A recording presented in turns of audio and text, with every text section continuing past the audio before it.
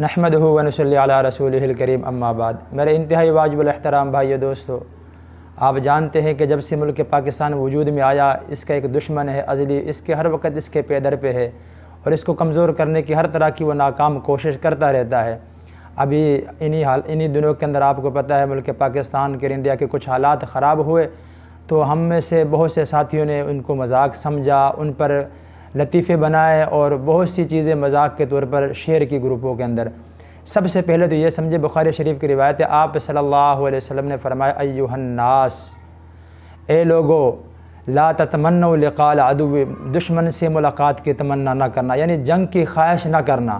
واسألوا اللہ العافیہ، اللہ تعالیٰ سے عافیت کا سوال کرنا۔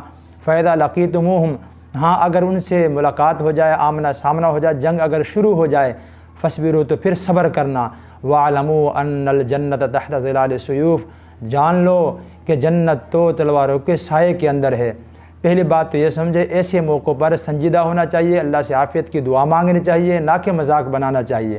دوسری بات یہ کہ یہ جو ہمارا نادان اور ناکام دشمن ہے، یہ شاید یہ سمجھتا ہے کہ ملک پاکستان کا وجود تو ابھی کچھ سالوں پہلے ہوا اور یہ ایک چھوٹا سا خطہ ہے۔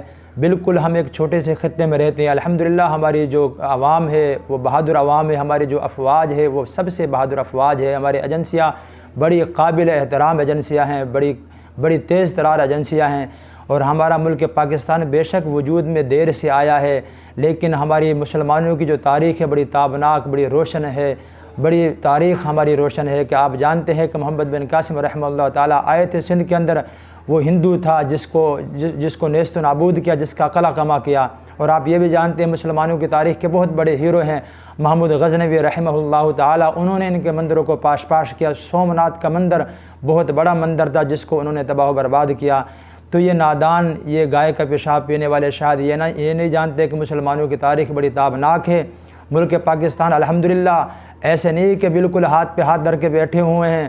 ہم نے اپنے حالات کو نہیں دیکھا، ہم نے اپنی معیشت کو نہیں دیکھا، ہم نے ہر حال میں اپنے ملک کو دیکھا ہے اور اپنی ایٹمی طاقت کو دیکھا ہے۔ الحمدللہ ہماری افواج، ہماری عوام نے اب جو یہ تو گوارا کیا کہ ہمیں سوکھی روٹی کھانے کو ملے گی تو ہم کھائیں گے، لیکن ہم اپنے ملک کو ایٹمی طاقت بنائیں گے۔ الحمدللہ ہم نے اپنے میزائلوں کی رینج بھی بڑھائی ہے، ہم نے اپنے جو جدید آلات کی، ہم نے اپنے جنگی جہاز اور طیارے اور راکٹ لانچر سب کچھ ہم نے الحمدللہ تیار کر کے رکھا ہوا ہے۔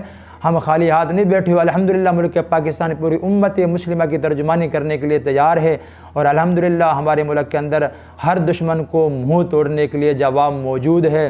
اور اس کے ساتھ ساتھ یہ بھی کہنا چاہوں گا عوام سے کہ اپنے علماء کرام کی قدر کریں۔ یہ علماء کرام اپنی فوج کے شانے بشانہ کھڑے ہیں، عوام الناس بھی الحمدللہ اپنے فوج کے بالکل شانے بشانہ کھڑی ہے۔ علماء کرام اور یہ دینی مدارس جہاں کہیں بھی ہوں گے وہاں لوگوں کے اندر شعور ہوگا، ان کے اندر بیداری ہوگی۔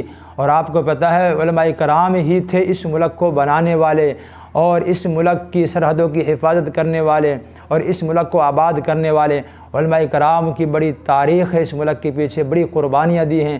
علماء کرام ہی تھے جنہوں نے جھنڈے لہرائے اس ملک کو آباد کرنے کے بعد، اس ملک کو حاصل کرنے کے بعد۔ آپ لوگ جانتے ہیں کہ محمد علی جناح رحمہ اللہ تعالیٰ نے بھی یہ کہا تھا کہ میرا جنازہ مولانا شبیر احمد عثمانی رحمہ اللہ تعالیٰ پڑھائیں۔ ان کو علماء کرام پہ بڑا اطمینان تھا اور بڑا ان کو یقین تھا۔ آج کی عوام الناس اور نوجوانوں کو چاہیے کہ اپنے علماء کرام کی قدر کریں، ان پہ اطمینان رکھیں۔ الحمدللہ یہ ہر طرح سے وہ لوگ جو مدارس پر علماء کرام پر باتیں کرتے ہیں، ان پہ تانا دیتے ہیں، ان کو یہ آپ کو ایسے کڑے وقت میں نظر نہیں آئیں گے۔ انہوں نے پہلے سے ویزے اور پاسپورٹ بنوا کے رکھے ہوں، اللہ نہ کرے کوئی ایسا وقت آئے تو بھاگ جائیں گے، لیکن آپ کو ایک بھی عالم ایسا نہیں ملے گا، ایک بھی طالب علم ایسا نہیں ملے گا جو آپ کے ملک کو چھوڑ کے جائے گا۔ مر جائیں گے، مٹ جائیں گے، کٹ جائیں گے، اس ملک کو چھوڑ کے نہیں جائیں گے۔ کیوں نہیں جائیں گے؟ اس لیے کہ جب بھی اہل چمن کو ضرورت پڑی، خون ہم نے دیا، گردنیں پیش کی، پھر بھی کہتے ہیں ہم سے یہ اہل چمن، یہ چمن ہے ہمارا تمہارا نہیں۔ وآخر دعوانا الحمدللہ رب العالمین۔